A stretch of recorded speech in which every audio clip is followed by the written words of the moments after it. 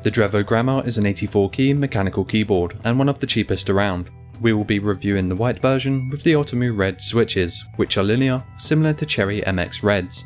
This in-depth review will cover what I like and what I dislike about the Gramr. Stay tuned to find out.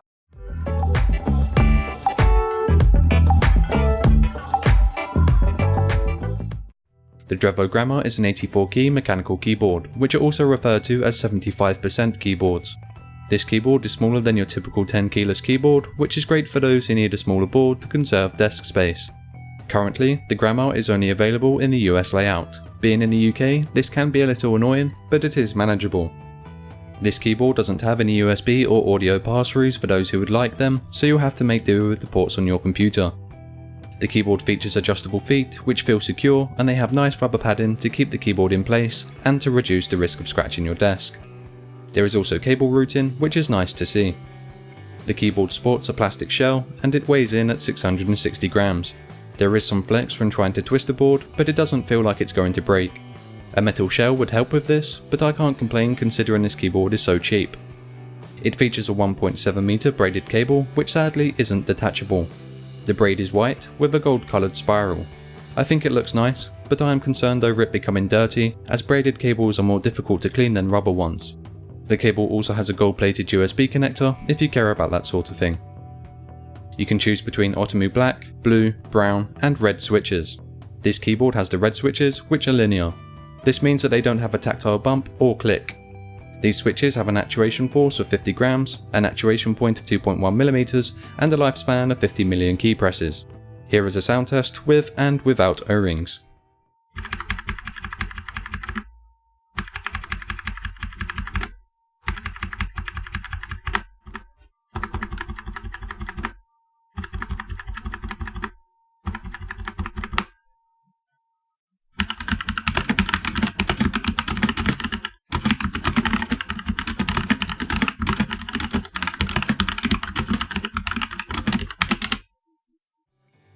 Overall, the keys feel okay to type on. Compared to Cherry MX Reds, the Outemus require more force and they feel a little scratchy.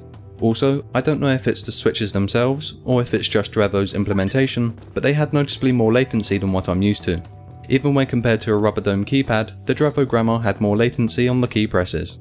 I tried switching USB ports, changing the debounce delay and switching between 24 and 6 key rollover, but this didn't seem to help. The latency isn't major and I can game with it, but it wouldn't be my first choice. I actually play better using the old Razer Nostromo with rubber domes, which is something that I didn't expect. By the way, if you're enjoying this review so far, please consider liking this video and subscribing to the channel. I need your support to get this channel off the ground, and that would be really helpful, but only subscribe if you like what you see. The keycaps are double shot ABS plastic, which is nice to see.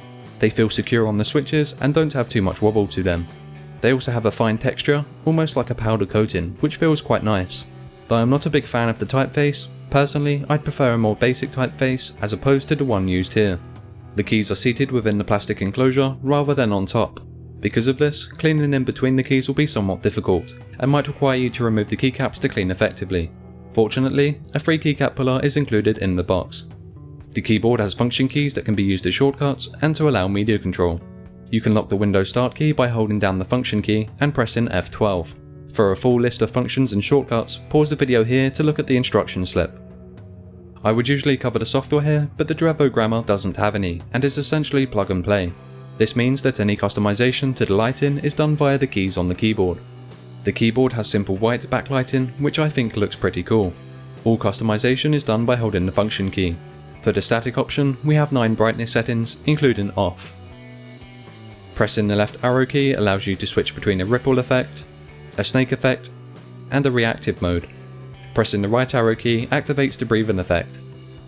You can also create up to 5 custom lighting options. Here is a basic one for first-person shooters. The lighting isn't the greatest, as it can flicker from time to time, but I think that it looks simple and clean. Full RGB would have been nice, but considering this keyboard is so cheap, I'm happy with the lighting as it is. To conclude this review, the Drevo Gramr is a cheap 84-key mechanical keyboard. With the Outemu Red switches, it delivers a standard linear mechanical experience.